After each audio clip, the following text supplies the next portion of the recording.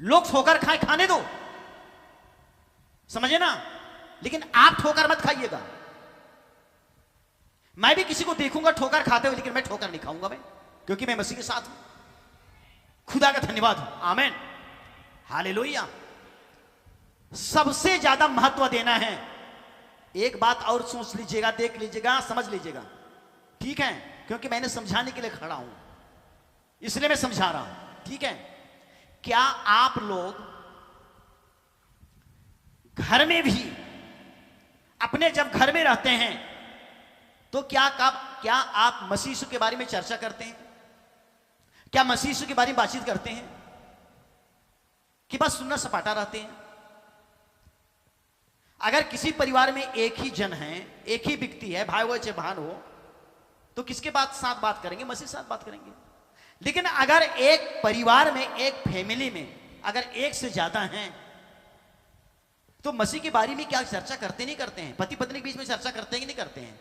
अगर नहीं करते हैं ना, ध्यान दे रहे हैं, नहीं दे रहे हैं, अगर नहीं करते हैं ना, तो मैं कहूंगा कि आप अभी भी अशुद्ध हैं, अभी भी अशुद्ध हैं आप। और वही अशुद्धता आप लोगों को प्रभु के साथ फेलोशिप करने में क्या कर रही है? रोक कर रही है, बाधा कर रही है। समझिए आप लोग, रोक रही है, बाधा कर रही है। इसलिए बहुतों का प्रेम ठंडा पड़ेगा, लेकिन थोड़ों का प्रेम ठंडा नहीं पड़ेगा। थोड़ों का प्रेम ठंडा नहीं पड़ेगा, परंतु बहुतों का प्रेम क्या हो जाएगा? ठंडा पड़ेगा। ध्यान दीजिएगा, ये दुनिया अशुद्धों से भरी हुई है।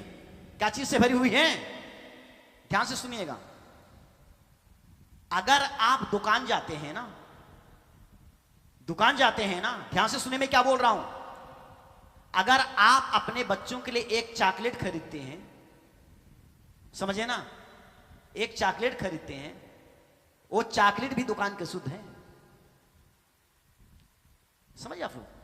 अगर एक बिस्किट का पैकेट खरीदते हैं ना, एक बिस्किट का पूरा खरीदते हैं ना, ये भी अशुद्ध है। दाल चावल जो भी खरीदते हैं ना, अशुद्ध है वो चीज। समझ पा रहे हैं? नहीं पा रहे हैं? अगर किसी खेत में आप काम करने के लिए जाते हैं और आप वहां से मजदूर लेकर के आ रहे हैं, वो चीज भी अशुद्ध है। समझिए आप लोग। आप किसी ऑफिस में काम कर रहे हैं और वहां से आप लोगों को मजदूर मिल रहा है, तनख्वाह मिल रहा है, आपके हाथ में आ रहा है, वो चीज भी अशुद्ध है। लेकिन उसको शुद्ध कैसे करोगे? उसको शुद्ध कैसे करोगे? जब तक खुदा के साथ नहीं रहोगे, तब तक वो चीज अशुद्ध, वो चीज शुद्ध नहीं हो पाएगा। पहले अपने आप को शुद्ध रखना है, समझे ना, और खुदा को धन्यवाद देना है कि प्रभु मुझे इस काम को करने में सामर्थ बख्शा। आमीन। आपकी सामर्थ के द्वारा मैंने 1000 रुपया कमाया, मैं आपको धन्यवाद देता हूं। मैं इसको अन्य जाति के हाथ से मैं इसको लेकर के आया, ये मेरी मेहनत का कमाई है। प्रभु आप इन्हें शुद्ध करें। प्रभु आप ये नहीं कमाएं थैली में डालते जाएं, कमाएं बैंक में जमा करते जाएं, सारा चीज अशुद्ध है।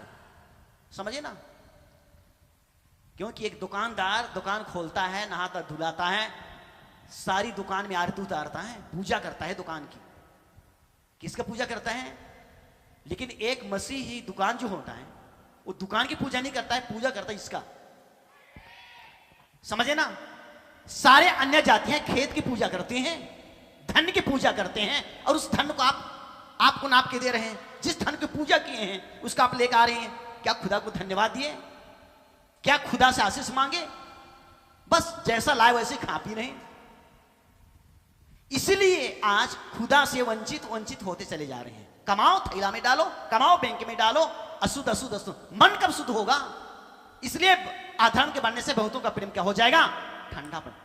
जब पवित्र आत्मा का आग रहेगा, हर समय धन्यवाद, हर समय धन्यवाद। प्रभु मेरा उठना बैठना चलना फिरना सब कुछ पवित्र पवित्र पवित्र पवित्र। स्वर्गीय सेनाओं का यहोवा आपके नाम में सब कुछ पवित्र। खुदा का धन्यवाद हो। आमीन, हालेलुया।